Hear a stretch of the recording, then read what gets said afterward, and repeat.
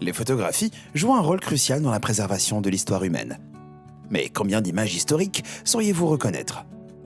Certains clichés révèlent la vérité sur le développement de l'humanité. Et vous devez absolument voir ces photos historiques avant de mourir.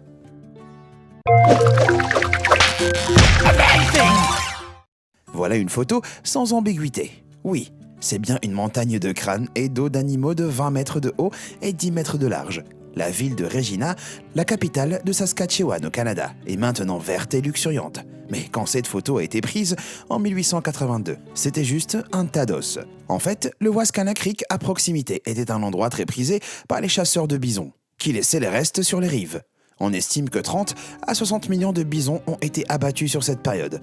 Le tout premier Premier ministre canadien, John I. Macdonald, avait en fait ordonné l'extermination des bisons dans le but d'affamer la population indienne indigène, pour qu'elle dépende du Canada pour se nourrir. Les crânes ont été broyés pour faire de l'engrais. Mais cette photo frappante reste et nous rappelle ces monstruosités. On peut croire que cette image n'a rien de très historique. Après tout le monde sait que l'armée n'a jamais utilisé de drone pour le transport de soldats.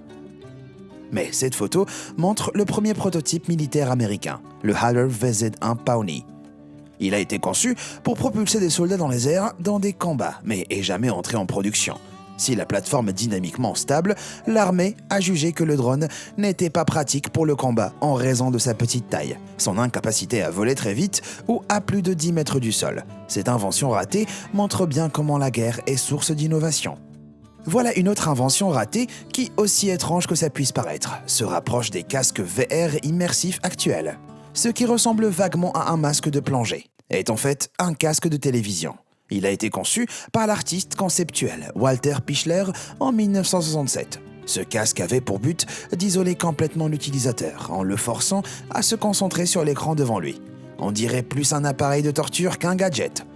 Ce design a soulevé des questions sur notre relation avec la télévision, bien avant que le monde numérique et les inquiétudes sur le temps passé devant les écrans existent. Alors peut-être qu'il est plus contemporain qu'on pourrait le penser. Ce casque de télévision n'a pas l'air génial. Par contre, cette tondeuse à gazon confortable semble plutôt pas mal. Photographiée lors d'une démonstration à Port Washington le 14 octobre 1957.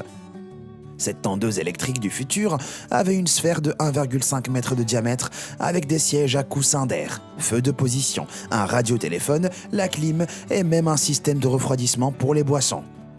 Si ce prototype astucieux fonctionnait bien, il était considéré pas assez pratique pour être produit en série. Bref, il avait du potentiel, mais une tondeuse entièrement automatisée semble être une solution plus probable pour gagner du temps. Vous vous êtes déjà demandé comment les gens faisaient pour se réveiller à l'heure, avant que les réveils soient inventés ? Eh bien voilà. Appelez-les les Knocker-Up, un nom plutôt cool. Ces individus étaient embauchés pour réveiller les travailleurs chaque matin, à l'aide de longs bâtons, de cailloux ou même de tire-poids. Mais du coup, je me demande comment ces Knocker-Up faisaient pour ne pas eux-mêmes arriver en retard au travail tous les matins. Comme quoi, on ne se rend pas compte à quel point ces inventions qu'on utilise maintenant tous les jours sont vraiment pratiques. Le trafic de cadavres. Un terme glauque qui pourrait sortir tout droit d'un roman de science-fiction des années 80. Mais c'était en fait un gros problème au 19e siècle. Des hommes, comme ceux sur cette image, enlevaient des cadavres de leur tombe et les vendaient aux facs de médecine, car les cadavres étaient durs à obtenir légalement. Pour arrêter ces résurrectionnistes, des proches surveillaient la tombe des personnes récemment décédées. Des cercueils en fer, appelés mort safes, ont aussi été créés. Le problème a empiré quand Burke et Eyre ont commencé à assassiner des gens pour vendre leurs cadavres. Heureusement, ce phénomène a pris fin grâce à la loi anglaise de 1832, qui autorise l'utilisation médicale des corps non réclamés. Cette image peut ressembler à un tournage de film, mais on voit en fait le lutteur français Maurice Tillet, aussi appelé The French Angel, aux côtés du mannequin Dorian Leigh en 1945. Tillet était atteint d'acromégalie depuis tout petit. Ça a causé la croissance rapide de ses os à l'âge adulte, et il aurait été la source d'inspiration pour le personnage Shrek de DreamWorks. Sérieusement, c'est dur d'en douter. Alors, qu'est-ce que vous voyez sur cette photo ? Un petit homme dans une coquille géante. En fait, cette invention farfelue appelée le Nautilus, d'après le mollusque marin du même nom, est une éolienne construite en Allemagne dans les années 30. Ces turbines en spirale ont été faites pour augmenter la puissance du vent tout en produisant le moins de son possible. Elles reproduisent même la séquence mathématique de Fibonacci. Cela peut sembler incroyablement gros et ne ressemble en rien aux éoliennes élégantes actuelles. Mais les éoliennes Fibonacci sont toujours étudiées de nos jours. On n'arrête pas l'innovation. Non, c'est pas une photo de sosie d'Hitler, ni une image qui confirme qu'Adolf fait partie d'une famille de sextuplés. Et franchement, heureusement. Cette photo a fait la une des journaux américains en juin 1944. Comme les services secrets américains craignaient que le Führer ne fuit l'Allemagne incognito. Pour contrer ça, l'artiste Eddie Sands a été embauché pour produire des images montrant à quoi il pourrait ressembler. Mais la plupart ressemblent plus à des sketchs. Qui aurait cru que quelqu'un d'aussi dangereux puisse se cacher juste grâce à des fausses lunettes? Voilà quelques femmes âgées en 1960. Des femmes étonnamment poilues et sévères. Ah, attendez une seconde. Ces gentilles vieilles dames sont en fait des policiers du LAPD, qui, le 15 octobre 1960, ont enfilé des costumes de retraités pour appréhender un voleur notoire. Les efforts déployés par ces hommes pour protéger les citoyens sont vraiment notoires. Mais dommage que la LAPD Drag Race soit pas devenue un événement à part entière. Cette image impressionnante semble montrer une Raymanta géante de 7 mètres de large et 2,5 tonnes, connue localement sous le nom de poisson du diable. Elle a été capturée par Al Kahn au large des côtes du New Jersey, le 26 août 1933. Mais cette photo est-elle tout à fait vraie? Photoshop n'existait pas encore, mais si Kahn a bien attrapé ce monstre. Ce qu'on voit ici, c'est un travail de taxidermiste. Kahn a en fait transformé sa prise en une attraction locale facturant 10 centimes pour chaque visiteur. Il a même fini par collecter assez d'argent pour acheter aux pompiers de sa ville un nouveau camion à $3000. Cette charmante dame semble sortir tout droit de Monster & Company. Mais son masque de natation intégral était en fait un maillot de bain plutôt normal aux États-Unis dans les années 20, avec des découpes mini pour les yeux, le nez et la bouche. L'objectif était de protéger les femmes du soleil, et pas juste parce que la crème solaire n'avait pas encore été inventée. À cette époque, le bronzage était considéré comme un signe de pauvreté, car c'étaient les travailleurs agricoles qui passaient de longues journées au soleil. Ce qui semble être un marqueur de classe obsolète, reste d'actualité en Asie de l'Est. Là-bas, un teint pâle est toujours associé à la prospérité, à tel point que le face skinny est récemment revenu à la mode. Comme quoi, l'histoire est vraiment circulaire. La forêt des rêves bleus est le monde de Tigrou, Porcinet et Winnie l'ourson. Mais quelle est l'inspiration derrière ces contes bien aimés? Voilà le vrai Christopher Robin, le fils de l'auteur A.A. Milne, avec son précieux ourson qu'il avait reçu pour ses 1 an. La photo est de 1926. Ce qui pourrait ressembler à un précieux souvenir est en fait plus un souvenir douloureux. Le jeune Christopher en a voulu à son père, qui a en fait exploité son enfance, et il a partagé cette rancune dans sa propre série de mémoires. Parfois, les images les plus adorables cachent un passé sombre. Ce qui ressemble à une image plutôt normale d'une vieille dame est en fait une photo historique qui a fait débat. Née en 1746, Anna Stilley est considérée comme la première plus vieille femme de l'histoire à être capturée sur un cliché, et la femme la plus âgée à avoir été filmée. C'était en 1840, mais certaines personnes ont mis en doute la légitimité de cette affirmation, car il y a peu de preuves prouvant qu'Anna est en fait la femme sur la photo.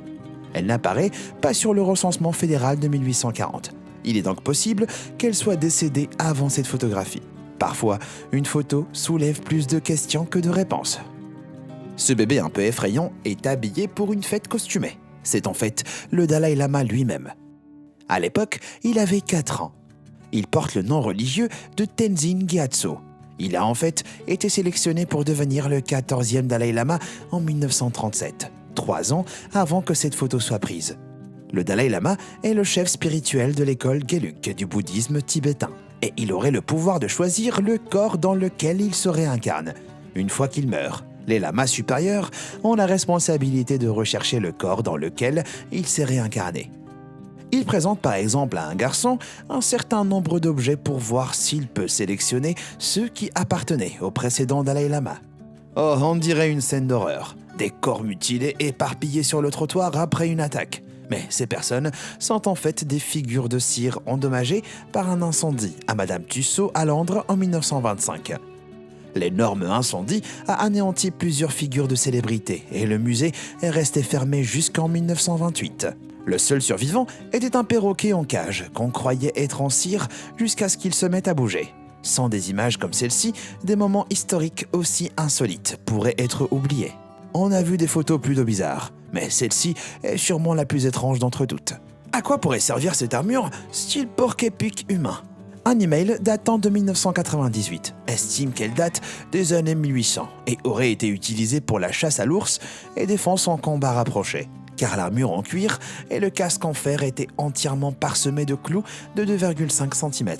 Mais d'après d'autres personnes, cette image virale proviendrait en fait d'une exposition d'art surréaliste. Si ses véritables origines ne peuvent pas être identifiées avec précision, cette image historique est un bon rappel de ne pas croire tout ce qu'on voit sur le net. On connaît tous cette photo de l'icône de la beauté et actrice hollywoodienne Marilyn Monroe dans le film 7 ans de réflexion.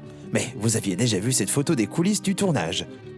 Comme vous pouvez le voir, la scène a été filmée devant une foule à New York pour faire le buzz. Imaginez juste, être là à ce moment-là. Même la grille elle-même est devenue un vrai symbole d'Hollywood. Passons du glam au gore. Cette photo historique montre la décapitation publique du tueur en série allemand Eugen Weidmann en France en juin 1939. Près de 600 personnes ont afflué pour y assister, et certains seraient même arrivés avec 4 heures d'avance. Ça a été jugé si scandaleux que le gouvernement français a finalement décidé que les exécutions publiques devraient être totalement interdites. Ce qui fait de celle-ci l'une des dernières prises en photo. Voilà l'institutrice Annie Edson Taylor. Aux côtés du tonneau qu'elle a conçu elle-même et utilisé pour devenir la première personne à survivre à un voyage au-dessus des chutes du Niagara. Cette casse-cou a réussi la tentative lors de son 63e anniversaire en 1901, après avoir dit qu'elle avait la quarantaine. Elle est entrée dans l'histoire et a fait voler en éclats les stéréotypes féminins stricts de son époque. Le tout a pris environ 20 minutes et elle voulait devenir l'héroïne des chutes du Niagara. Sa popularité s'est vite évaporée, mais son exploit demeure. Combien de ces photos historiques vous ont fait réfléchir à 2 fois sur ce que vous savez de notre passé ? Dites-le moi dans les commentaires. Merci d'avoir regardé et comme toujours, à bientôt.